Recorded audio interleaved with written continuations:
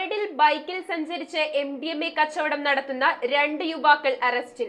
ഈരാറ്റുപേട്ട സ്വദേശികളായ സാഹിബ്, ഷാരൂഖ് ഖാൻ എന്നിവരെയാണ് Ernakulam special squad inspector KP പ്രമോദിന്റെ നേതൃത്വത്തിൽ അറസ്റ്റ് ചെയ്തത്.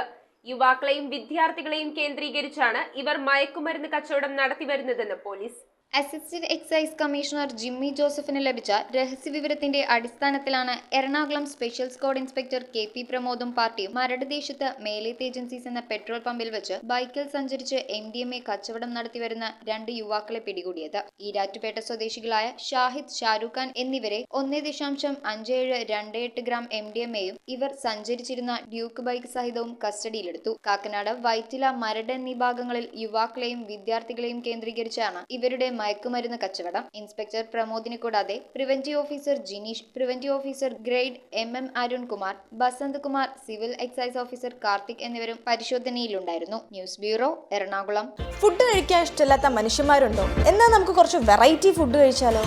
ഷാക്ക്, ബുസായി ബീഫ്, ഫിറ, കസാവ എന്നിങ്ങനെ 40ഓളം സോൾ സ്പെഷ്യൽ ഡിഷസ്. മാത്രമല്ല, നാടൻ വേണ്ടവർക്ക് നാടൻ, ചൈനീസ് വേണ്ടവർക്ക് ചൈനീസ്, അറബിക്ക് വേണ്ടവർക്ക് Arabic. Salt restaurant, Thoppumpady and Panampilly Nagar.